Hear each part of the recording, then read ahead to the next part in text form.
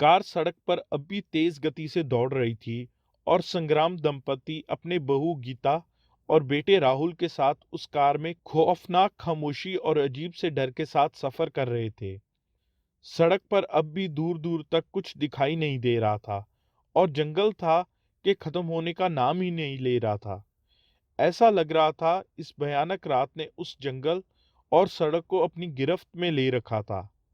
पापा, अचानक राहुल बोला। फिर अचानक से अगले ही पल वो एक ठहाका लगाकर हंसने लगा। हा हा हा। सब लोग परेशान थे। आखिर राहुल को क्या हो गया है और ये ऐसे हंस क्यों रहा है। अर्चना ने संग्राम सिंह को गाड़ी रोकने को कहा, पर राहुल अचानक बोल पड़ा और उसकी आवाज में एक अजीब सी कड़वाहट घुली हुई थी। नहीं पापा, गाड़ी मत रोकिएगा। अगर गाड़ी रुक गई तो अंजाम और भी भयानक होगा। बेटा, तुम्हें क्या हो गया है? कहीं मेरे बेटे को किसी आत्मा या भूत वूत ने तो वश में नहीं कर लिया? अर्चना घबराए हुए स्वर में बोली। अर्चना को अपना शक सच होते दिखने लगा था, क्योंकि जो कुछ भी इस समय हो रहा था कोई साधारण बात नहीं थी। ये तुमने क्या लगा रखा है भूत प्रेत? तंग आ गया हूं इन बातों से। संग्राम सिंह ने पीछे राहुल की तरफ देखा और पूछा, आखिर तुम बताते क्यों नहीं कि क्या हुआ? आखिर वहां ऐसा क्या देखा तुमने? इससे पहले कि तुम्हारी मम्मी और पत्नी और भी ज्यादा परेशान हो जाएं, मैं सच्चाई तुम्हारे मुंह से सुनना चाहता हूं बेटा। संग्राम सिंह सच सुनना चाहते थे जो सिर्फ राहुल जानता था, क्योंकि वो ही उन जंगलों में गया था और उसी ने ना जाने क्यों वहां से भागने को कहा था। पापा, आप सच जानना चाहते हैं ना? राहुल ने फिर से रहस्यमय ढंग से बोला। हाँ बेटा, बोलो, हम सब जानना चाहते हैं सच। आखिर तुमने ऐसा क्या देखा उन जंगलों में और हमें भागने को क्यों कहा? और जब से आए हो बुद्ध की तरह चुप क्यों बैठे हो? संग्राम सिंह ने पूछा।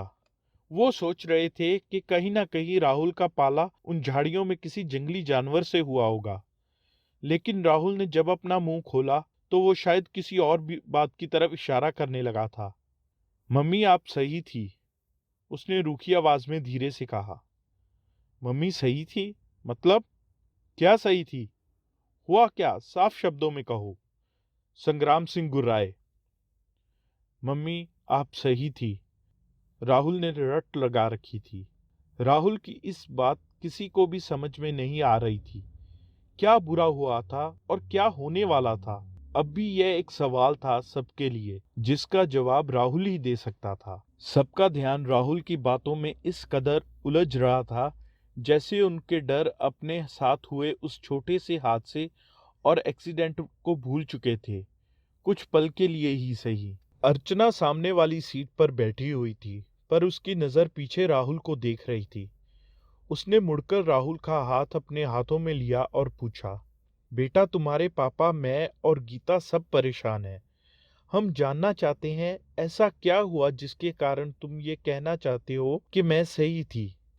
हमें समझ नहीं आ रहा कि तुम किस बारे में बात कर रहे हो। डरो नहीं बेटा, प्लीज हमें बताओ, क्या हुआ वहां पर? माँ चाहे कितनी भी परेशान क्यों ना हो, वो अपने बच्चों को हमेशा हौसला देने की कोशिश करती है। सवाल तो इतने पूछे जा रहे थे, लेकिन राहुल जवाब किसी का भी नहीं दे रहा था। एक खौफ था उसके चेहरे पर जो अभी तक नहीं गया था।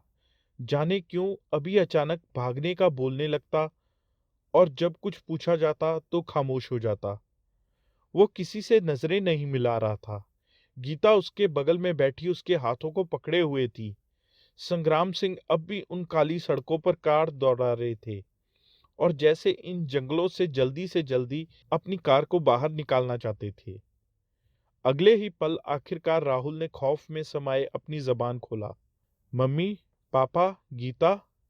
राहुल की आवाज बेशक अब भी डरी हुई थी, फिर भी ना जाने अब वो कौन सा राज बताने वाला था। फिर उस कहानी की शुरुआत होने लगी जिसका इंतजार पूरा परिवार अब तक कर रहा था। जब मैं उन झाड़ियों के पीछे उस शख्स को ढूंढने गया, मैं अपनी टार्च लिए इस उम्मीद में आगे बढ़ा कि शायद वहां कोई जख्मी हालत में होगा, पर मुझे वहां कोई भी दिखाई नहीं दिया। एक पल के लिए मुझे ये भी लगा कि शायद वो कोई इंसान ना हो, कोई जानवर भी हो सकता है जो कार से जख्मी होकर जंगल में चला आया हो। लेकिन वो जानवर हो या इंसान, उसे भी मदद चाहिए होगी। इसी उम्मीद के साथ मैं झाड़ियों से आगे निकलता तो मुझे काले और घने जंगल के सिवा कुछ भी नहीं दिखाई दिया। मैंने वहां आवाज लगाई, कौन है वहां? हेलो, मैं आपकी मदद करना चाहता हूँ। अगर आप वहां हैं तो प्लीज जवाब दीजिए। लेकिन मुझे कोई भी जवाब नहीं मिला। टार्च की रोशनी भी उस काले घने जंगल और इस काली अमावस की रात में फीकी पड़ रही थी। मैं ठीक से नहीं देख पा रहा था।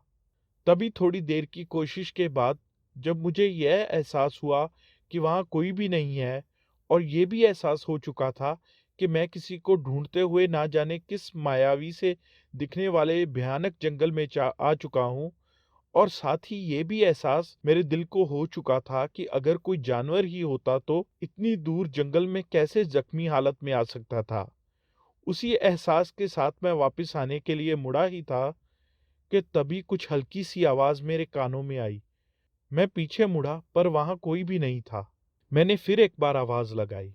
तभी मुझे किसी के रोने की आवाज आई। मुझे अब तक इस बात का पूरा यकीन हो चुका था कि कोई हमारी कार से अवश्य टकराया था। मैं तेजी से अपनी टार्च लिए उस तरफ दौड़ा। थोड़ी दूर जंगल में चलने के बाद मैंने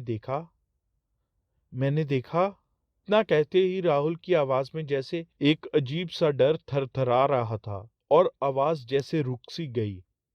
कार अब भी संग्राम सिंह सटपट भगा रहे थे। क्या देखा बेटा? कौन था वहां? अर्चना ने पूछा। मम्मी, वहां एक पेड़ के नीचे कोई बैठा हुआ था। कुछ देर सांस रोकने के बाद राहुल ने आगे बताया। कौन बैठा था वहां? गीता ने पूछा, जो अब पूरी तरह डर रही थी। ये तो मुझे ठीक से दिखाई नहीं दिया वो कौन था, क्योंकि जब मैं पास पहुंचा तो देखा एक पेड़ के पीछे बैठा कोई रो रहा था। अब मुझे समझ में आ गया था कि वो किसी औरत की रोने की आवाज थी। मैं बहुत हैरान हुआ कि आखिर एक औरत इस भयानक जंगल में बैठी क्यों रो रही है, और अगर वाकई वो हमारी कार से टकराई कर घायल हुई थी तो वो सड़क से इतनी दूर इस जंगल में कैसे आ गई थी? क्या तुमने उससे बात किया? और अगर उसे मदद चाहिए थी तो तुमने हमें वहां से कार भगाने को क्यों कहा बेटा? संग्राम सिंह ने पूछा, जो कि कार चलाने के साथ साथ राहुल की बात भी गौर से सुन रहे थे। और उनको इस बात का एहसास हुआ कि राहुल को जंगल में किसी की मदद के लिए भेजा था। खैर, उस भयानक डर के कारण सभी उस बात को लगभग भूल चुके थे। पापा, जब मैं उस पेड़ के पीछे गया तो और भी हैरान हो गया। मैं बिल्कुल भौचक्का रह गया, ये देखकर कि वहां पर एक वो एक बूढ़ी औरत थी, और उसकी गोद में एक छोटा सा बच्चा था।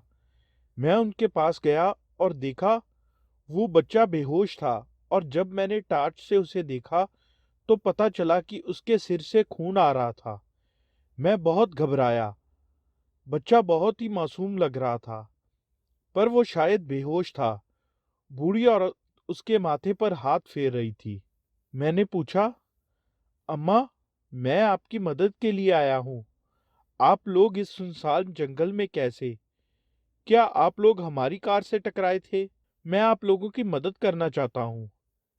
क्या ये आपका पोता है? लेकिन अभी तक उस बुढ़िया ने मेरी तरफ देखा ही नहीं था। अब भी वो रो रही थी। मैंने उसके कंधे पर हाथ रखकर कहा, अम्मा, मैं आपकी मदद करने आया हूँ। मेरी कार यहीं पास में सड़क पर खड़ी है। हमें जल्दी से हॉस्पिटल ले जाना चाहिए, प्लीज।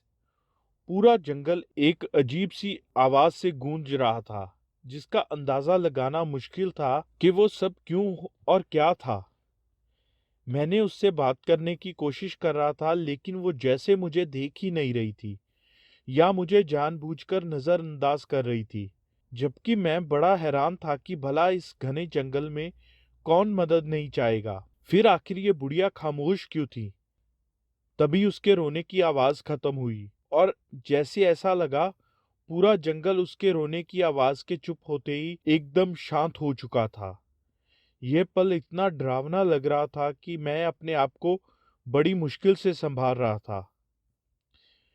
फिर उस बूढ़ी औरत ने बिना मेरी तरफ देखे खौफनाक ढंग से कहा। तुम लोगों ने हमारे साथ ऐसा क्यों किया? क्या बिगाड़ा था हमने तुम्हारा? मैं बहुत घबराया हुआ था। अम्मा माफ कीजिए, दरअसल गलती मेरी ही है। कार मैं ही चला रहा था और ये सब कैसे हुआ मैं खुद समझ नहीं पाया। मैं अपनी गलती के लिए बहुत शर्मिंदा हूँ। मुझे आप लोगों की मदद करने दीजिए। मैंने अपने परिवार के साथ एक पार्टी से लौट रहा था और ये हादसा हुआ। मैंने उन्हें जवाब दिया और माफी में मांगी। तुम बड़े लोग कार ऐसे चलाते हो कि हम जैसे गरीब लोग तुम्हें दिखाई नहीं देते हैं। मेरा उस दुनिया में मेरे पोते सोनू के अलावा कोई नहीं था। अब ये भी नहीं रहा। और वो रोने लगी। अम्मा, ये जिंदा है। मैंने उसकी सांस चेक की और वो चल रही थी, पर लग रहा था खून ज्यादा बह गया था। उस बच्चे के सर पर भी गहरी चोट थी, जिससे अब भी खून बह रहा था। अम्मा, खून ज्यादा बहने के कारण ये बेहोश है। आप जल्दी चलिए, इसे हॉस्पिटल ले चलते हैं।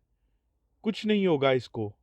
मैं वादा करता हूँ, मेरा विश्वास कीजिए। मैं बड़ी ही हिम्मत से बोल रहा था। जंगल एकदम शांत लग रहा था, पर भयानक और काला होता जा रहा था। स्कूल से आने के बाद सोनू हमेशा मेरी मदद करता था।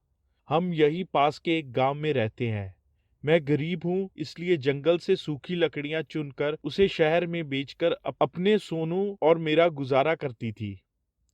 सोनू आज भी मेरी मदद करने आया था और इस तेज बारिश से बचने के लिए हम एक पेड़ के नीचे छुपे बैठे थे। और शाम घिर आई और जब बारिश रुकी रात हो चुकी थी और इसलिए हम वह रास्ता पार कर रहे थे। और तभी वो कार, इतना बोलकर बुढ़िया फफक फफक कर रोने लगी। उस बूढ़ी औरत के शब्दों में जितना दर्द था उतनी ही अजीब सी भयानकता भी जाने क्यों लग रही थी। मैं माफी मांगता हूँ, आप लोग प्लीज चलिए, मेरी कार यहीं पास में है। मैं आपकी मदद। एक मिनट। अचानक मेरे दिमाग में ये विचार कौंधा कि आज सुबह से कोई बारिश नहीं हुई थी। और आज तो क्या, बल्कि कई दिनों से बारिश नहीं हुई थी। इस ठंड के मौसम में बारिश। मैं हैरान था। और अगर इस जंगल में बारिश हुई होती तो सड़क गीली होती, पर ना तो जंगल गीला था ना सड़क। मैंने उस बुढ़िया से पूछा, अम्मा, आज तो कोई बारिश नहीं हुई, आप कैसी बातें कर रही हैं? ध्यान से देखो अपने चारों तरफ। और तभी मेरे सिर पर पानी की बूंद गिरी। मैं हड़बड़ा गया। मैंने देखा पेड़ से पानी चू रहा था और अगल बगल जमीन पर अब भी पानी दिख रहा था। मैं बुरी तरह से हड़बड़ा गया। एक के बाद एक होती इन घटनाओं ने ना चाहते हुए भी मेरे मन को डरा दिया था। मुझे ऐसा लग रहा था कि मैं किसी सपने में हूं, पर मैं जान चुका था कि वो सपना नहीं, हकीकत ही था। 11 जनवरी 1994 की वो भयानक रात मैं नहीं भूल सकती, जिसने मेरी और मेरे सोनू की जान ले ली और उन लोगों ने हमें सड़क पर तड़पता छोड़ दिया। किसी ने कोई मदद नहीं की, कोई भी मदद नहीं की। पर मदद तो हमें अब भी चाहिए। पर ये बात आज भी चुभती है कि आखिर हमारी गलती क्या थी। वो एकदम से चीख रही थी। ये बात सुनते ही मेरे पैरों तले जमीन खिसक गई। मुझे लगा कोई मजाक चल रहा है। पर तभी तभी मैंने देखा, वो बच्चा अचानक उठ खड़ा हुआ, जिसके सर से अब भी काफी खून बह रहा था और अब मानो ऐसे खड़ा हो जैसे बिल्कुल ठीक हो। मैं हल्का सा पीछे हुआ। अब बुढ़िया ने पहली बार मेरी तरफ देखा। उसका चेहरा देखकर मैं घबरा गया, जो कि काफी भयानक था। उसने पास से कुछ उठाया। ओ माय गॉड, वो एक कुल्हाड़ी थी। मैं कुछ समझ पाता उससे पहले ही एक जोरदार हंसी उस जंगल में गूंज उठी। हा हा हा, ये कुल्हाड़ी देख रहे हो? इससे मैं लकड़ियां काटा करती थी और उस दिन उस परिवार की गर्दन काट देती अगर मैं मर ना गई होती। तुम सब शैतान हो, इंसानी शैतान। पर मैं तुम लोगों का ही इंतजार कर रही थी। ये अमावस की रात बड़ी जालिम होती है, जाने कैसे कैसे खेल करवाती है ना? पर शायद तुम्हें बता दूं, ये आज की रात मेरी उस रात की ख्वाहिश को पूरी करेगी। हा हा हा। वो भयानक इरादों के साथ मेरी तरफ बढ़ रही थी और मैं धीरे धीरे पीछे जा रहा था। मेरे दिमाग ने काम करना एकदम बंद कर दिया था, पर अपने आप को बचाने की कोशिश में अब भी कर रहा था। हमें माफ कर दो, हम तो बस आपकी मदद करना चाहते थे। मैंने और मेरे परिवार ने आपका कुछ नहीं बिगाड़ा। प्लीज प्लीज हमें जाने दीजिए। हमें लगा आप लोग हमारी कार से टकराए होंगे, इसलिए आप लोगों को ढूंढता इधर आपकी मदद के लिए आया। मैं गिड़गिड़ा रहा था। मेरे कदम एक एक करके पीछे जा रहे थे और अब नीचे सूखे पत्तों की चरमराहट आ रही थी। पानी तो जैसे गायब हो चुका था, जिसे मैंने थोड़ी देर पहले महसूस किया था। वो बुढ़िया और लड़का मेरी ओर बढ़ रहे थे। उनका चेहरा काला पड़ता जा रहा था, जैसे कोई परछाई उसे ढक रही हो। तुम लोगों ने हमारे ऊपर गाड़ी क्यों चढ़ाई? बोलो, क्यों ऐसा किया? हाँ? उस बुढ़िया ने अजीब सी भयावक आवाज में कहा। मैं तो आज भी उसी रास्ते से अपने सोनू को लेकर सड़क पार कर रही थी। वो तुम लोग थे जिन्होंने हम पर गाड़ी चला दिया। क्या बिगाड़ा था हमने? बोलो, क्या चाहते हो तुम लोग? मार डालेंगे हम सब लोगों को। मार डालेंगे जो उस सड़क से गुजरेगा, जो हम लोगों को परेशान करेगा। बुढ़िया और वो लड़का हमारे खून के प्यासे लग रहे थे। मैंने हिम्मत जुटाई और तेजी से वापस सड़क की तरफ भागा।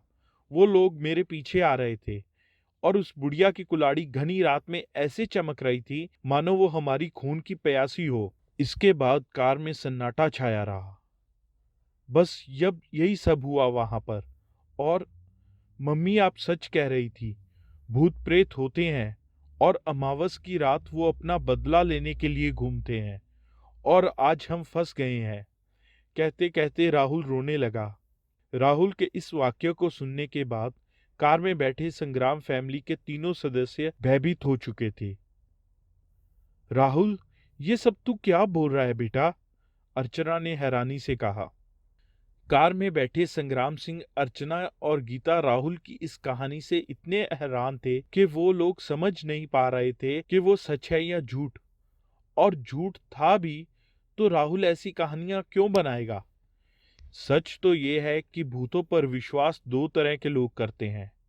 एक वो जो उन्हें मानते हैं कि वो होते हैं, और एक वो जो उन्हें देख लेते हैं। और राहुल उन्हें देख चुका था और अर्चना और गीता शायद अब तक उन्हें मान चुके थे। लेकिन संग्राम सिंह उन दोनों ही तरह के लोगों में से नहीं था। संग्राम सिंह के भयभीत होने का कारण शायद वो कहानी नहीं, बल्कि राहुल था। राहुल, बहुत हुई तुम्हारी ये बचकानी बातें। तुम इतने पढ़े लिखे होकर भी इन भूतों प्रेतों की बातों पे विश्वास करते हो। हद है ये तो। मुझे तुमसे ये उम्मीद नहीं थी।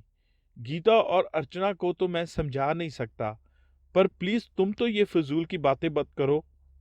बस थोड़ी देर में हम इस जंगल से निकल जाएंगे और फिर घर पहुंच जाएंगे। तुम अब चिंता मत करो। डर और इस रात ने तुम सबके दिमाग पर जादू कर दिया है, जो यहाँ से निकलते ही सही हो जाएगा। संग्राम सिंह ने कहा और कार की रफ्तार बढ़ा दी। हे राम, ये आप क्या कह रहे हो? मैंने तो पहले ही कहा था कि ये अमावस की रात मनहूस होती है। और आज राहुल ने आत्माओं को भी देख लिया और वो हमारे पीछे पड़ गए हैं। कहते हैं कि अमावस में भटकती शैतानी आत्माएं आसानी से पीछा नहीं छोड़ती। हे भगवान, हमारी रक्षा करो। बेटे, तुम चिंता मत करो, कुछ नहीं होगा। अर्चना ने अपने पर्स में रखे गणेश भगवान की मूर्ति को निकालकर भगवान का मंत्र जाप करने लगी। संग्राम सिंह का ध्यान अब सिर्फ गियर और स्टीयरिंग को संभालने में था। वो जल्दी से उस जंगल को पार करना चाहते थे बस। गीता, जो अब काफी घबराई हुई थी, राहुल को कसकर पकड़े हुए अब कांप रही थी। राहुल बार बार कार की खिड़की से बाहर जाने क्या देख रहा था।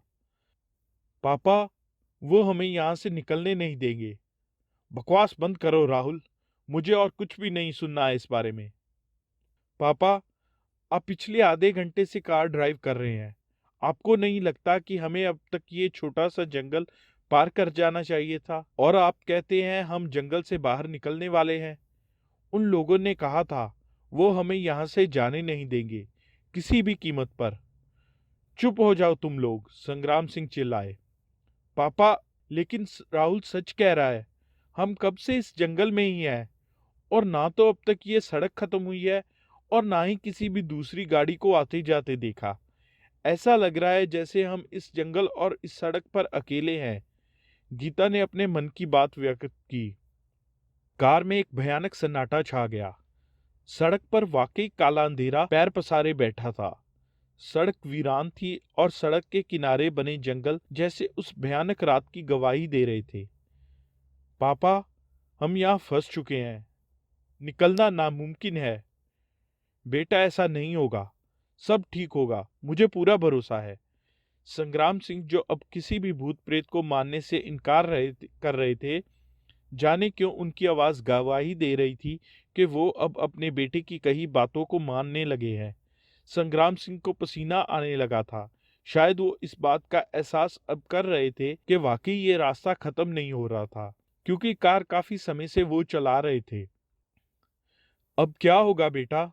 उन लोगों ने तुझसे और कुछ भी कहा होगा ना? क्या हम उनसे माफी मांगकर यहाँ से नहीं निकल पाएंगे? अर्चना राहुल की तरफ देखकर बोली। पर राहुल अब चुप था और उसकी नजरें शीशे से बाहर थी। हे प्रभु, हमारी रक्षा करना। किसी और के किए की सजा हम निर्दोषों को मत दो प्रभु। जाने लोग ऐसा क्यों करते हैं? आखिर कैसे कोई व्यक्ति किसी को मरता हुआ छोड़ सकता है? और फिर उनकी आत्माएं भटकती रहती हैं और ना वो शांत हो पाती हैं और ना ही वो किसी और को शांति से बैठने देती हैं। बदला लेने को वो तड़पती रहती हैं अंतकाल तक। अर्चना सिसकते हुए बोली। वो अपने परिवार के लिए भगवान से दुआ मांग रही थी कि शायद ये कहर जो भयानक तरीके से आने वाला है उसे टाल दिया जाए किसी चमत्कार से। राहुल, क्या हम किस तरह यहाँ से निकल पाएंगे? गीता ने राहुल की तरफ देखा, पर राहुल के चेहरे से छलकता भय अपना जवाब दे चुका था। तभी अचानक संग्राम सिंह बोले। गीता, अर्चना, राहुल सही कह रहा है। मुझे भी अब ऐसा लगने लगा है कि हम एक ही जगह भटक रहे हैं। ये सब क्या हो रहा है? आखिर संग्राम सिंह ने गंभीर होकर कहा, जो काफी देर से स्थिति को समझने की कोशिश कर रहे थे। पापा, आप ऐसा कैसे कह सकते हैं? गीता ने पूछा। मैं ये तो नहीं बता सकता, लेकिन इतना जरूर जानता हूं कि जंगल में एक जगह घूमने के बाद भी हम ये जान नहीं पाते कि हम उस जगह से बार बार घूम रहे हैं, क्योंकि जंगल एक समान ही होते हैं। पर शायद अब मैं खुद ये एहसास कर रहा हूं कि गाड़ी चलाते हुए अब तक तो ये जंगल कब का पार कर लेना चाहिए था। पर ये सब क्या हो रहा है? उन्होंने लंबी सांस ली और कहा। राहुल ये बात कैसे कह सकता है कि हम एक ही जगह भटक रहे हैं? संग्राम सिंह ने और तेजी से गाड़ी भगाते हुए पूछा।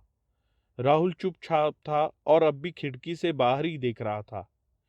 ए जी, ये भी हो सकता है कि हम रास्ता भटक गए हों। मम्मी, पापा, ऐसा कुछ नहीं है। मुझे भी पहले ऐसे ही लगा था, पर अब नहीं। हम रास्ता नहीं भटके। राहुल ने फिर अचानक ही कहा। क्या मतलब है तुम्हारा राहुल? पापा, जब मैं उन झाड़ियों से भागकर आया था तो आपको गाड़ी भगाने को कहा था। तब वहां मैंने एक चीज देखी थी और वो मुझे अभी भी नजर आ रही है। क्या क्या देखा था तुमने? वो लोग मेरा पीछा कर रहे थे। जब हम गाड़ी में बैठ गए और जब हम वहां से निकले, मैंने देखा उसकी जुबान जैसे रुक सी गई। क्या देखा, बताओ भी, संग्राम सिंह चीखे। मैंने देखा कि वहीं पास के एक पेड़ के पास वो बुढ़िया अपने पोते के साथ खड़ी थी और उसके हाथ में वो चमकती हुई कुल्हाड़ी नजर आ रही थी, और वो दोनों मेरी तरफ घूर कर देख रहे थे, मानो कह रहे हो हम तुम्हें जाने नहीं देंगे। और और और क्या राहुल, और क्या? गीता डर से चीख पड़ी। और गीता, वो लोग मुझे हर 10 मिनट के बाद सड़क किनारे उसी जगह खड़े दिखाई दे रहे हैं। वो हमें बार बार उसी जगह पर घुमा रहे हैं। ये क्या बकवास है राहुल? ये सच है पापा। तो क्या हम बार बार एक ही जगह से गुजर रहे हैं? हम एक ही सड़क पर फंस गए हैं क्या? हे भगवान! अर्चना रो पड़ी। शायद नहीं, ये कोई दूसरी चीज है। हम एक सड़क पर नहीं, बल्कि एक समय चक्र में फंस गए हैं, जो हर 10 मिनट के बाद हमें पिछले टाइम पर ले जाके वहां से बार बार ले जा रही है। राहुल ने स्थिति का जायजा लेते हुए कहा। व्हाट? ये कैसे मुमकिन है? संग्राम सिंह बोले। पापा, आपकी घड़ी में टाइम कितना हो रहा है? 12:20। अरे मेरी तो घड़ी रुक गई है। मेरी भी पापा, राहुल अपनी घड़ी दिखाकर बोला। हम सब की घड़ी रुक गई है, यहाँ तक कि कार के डैशबोर्ड की घड़ियां देखिए, वो भी रुक गई हैं। संग्राम सिंह ने देखा राहुल सच कह रहा था। ओ माय गॉड, मतलब हमारे लिए समय रुक गया है और हम इस शैतानी समय चक्र में फंस गए हैं। पापा, खिड़की के दाहिनी तरफ वो फिर नजर आने वाले हैं, क्योंकि अब उसी 10 मिनट का अंतिम समय आने वाला है। राहुल के आवाज की गर्माहट उस कार के अंदर साफ महसूस की जा सकती थी। सबकी डरी हुई नजरें इस बार एक साथ दाहिनी तरफ जंगल की तरफ थी, और फिर जो कुछ राहुल ने कहा वही हुआ। वहां वाकई वो बुढ़िया एक छोटे बच्चे के साथ खड़ी थी और उसके हाथ में एक चमकती हुई कुल्हाड़ी थी। वो दोनों तीखी नजरों से उस काली अंधेरी रात में घूर रहे थे। उस गहन अंधेरे में वो दोनों काले साए की तरह नजर आ रहे थे, और उनकी आंखों उस अंधेरे में चमक रही थी, जैसे वो कह रहे हों, हम तुम्हारे खून के प्यासे हैं। संग्राम सिंह और उसकी फैमिली के छक्के छूट गए। वो भयानक रात इतनी भयानक थी कि उसे बयान करना नामुमकिन था। कार अब भी सड़क पर दौड़ रही थी। उन दो सायों को पूरी फैमिली के देखने के बाद कार में डर का माहौल काफी बढ़ चुका था। पापा, अचानक राहुल चीख पड़ा। उसके चेहरे के भाव बता रहे थे कि उसे कुछ उपाय सूझ रहा है। कार रोकिए। "क- क्यों?" संग्राम सिंह का कार रोकने का कोई इरादा न था। इस समय चक्र से बाहर निकलने का शायद एक ही उपाय है। क्या? हमें उल्टी दिशा में जाना होगा। अभी हम उनके मन मुताबिक इस दिशा में जा रहे हैं। अगर हम जिधर से आए हैं उसी तरफ वापस चलें तो शायद बच जाएं। संग्राम सिंह ने सोचा। उसे शायद बात जच गई। उसने सोचा कि आजमाने में क्या हर्ज है। ठीक है बेटा, ट्राई करके देख लेते हैं। संग्राम सिंह ने कार रोकी, बाएं तरफ मोड़ी और रिवर्स कर ली। कार अब उल्टी दिशा में जा रही थी। अब शायद वो भूत हमें बाईं तरफ दिखाई दे, अर्चना बोली। नहीं मम्मी, शायद अब वो हमें ना ही दिखें, गीता बोली। किसी ने भी आगे कुछ नहीं पूछा। ऐसा लग रहा था जैसे सब मौत के मुंह से निकलने के लिए बेताब थे। और वाकई कार तेजी से भाग रही थी, और 10 मिनट के बाद भी उन्हें इस बार बुढ़िया या उनका पोता कहीं नहीं नजर नहीं आया। अब जंगल का नजारा भी बदल रहा था। राहुल खुशी के मारे बोल पड़ा। हम बच गए, हम बच गए। पापा, हमने समय चक्र को तोड़ दिया। अर्चना और गीता ने भी राहुल की खुशी में खुशी जाहिर की है, पर कोई था जो अब चुप था, और वो संग्राम सिंह था, जिसने कोई जवाब नहीं दिया। वे एकटक सामने देख रहा था। कार अब भी अपनी रफ्तार पर ही थी। पापा, आप कुछ बोल क्यों नहीं रहे? अचानक संग्राम सिंह राहुल की तरफ एकदम से पलटा। उसका चेहरा देखकर राहुल सकते में आ गया। हा हा हा! अचानक ही वह हंसने लगा, और फिर जैसे अमावस की वो रात और डरावनी हो गई। सब कुछ बदलने लगा। दृश्य 4। समय रात्रि 12:10। 11 जनवरी 2021। सड़क पर दौड़ती एक कार, जिसमें एक फैमिली। यार, आज तो मजा आ गया। वीकेंड में फैमिली के साथ बाहर जाना एक अच्छा अनुभव होता है, कार चालक बोला। तभी सड़क पर कोई चीज नजर आई, और उससे बचने के लिए चालक ने तेजी से कार मोड़ी। कार संतुलन खोते हुए सड़क किनारे पेड़ से जा टकराई। कार में बैठी पति पत्नी और उनके 3 बच्चे बाहर निकल आए। उन्होंने हल्की चोटें आई थी। तुम सब ठीक तो हो ना? हाँ। क्या हुआ अर्जुन? स्त्री ने घबराते हुए आवाज से पूछा। पता नहीं सुनीता, ऐसा लगा जैसे सड़क के बीच में कोई था आ गया था। पता नहीं चला, पर मुझे पक्का यकीन है वहां कोई था। सुनीता चीख पड़ी, अर्जुन, क्या हुआ? वहां सड़क पर कोई है। सड़क पर जब अर्जुन ने देखा तो उसे भी कोई आदमी दिखाई दिया। ओह, सुनीता, शायद ये वही है जो हमारी कार से टकरा गया। पता नहीं इतनी रात में ये इतने घने जंगल में सड़क पर क्या कर रहा था। जरूर घायल होगा, हमें मदद करनी होगी। अर्जुन सड़क की ओर चल दिया, जहां वो आदमी अब उठने की कोशिश कर रहा था। माफ कीजिए, आप मेरी कार से टकरा गए। मुझे अंधेरे में ठीक से दिखाई नहीं दिया। आप ठीक तो हैं ना? सड़क पर एक साया था, वह बोला। हाँ, मैं ठीक हूं। इससे पहले कि अर्जुन उसका चेहरा देख पाता, अचानक अंधेरा और बढ़ गया था।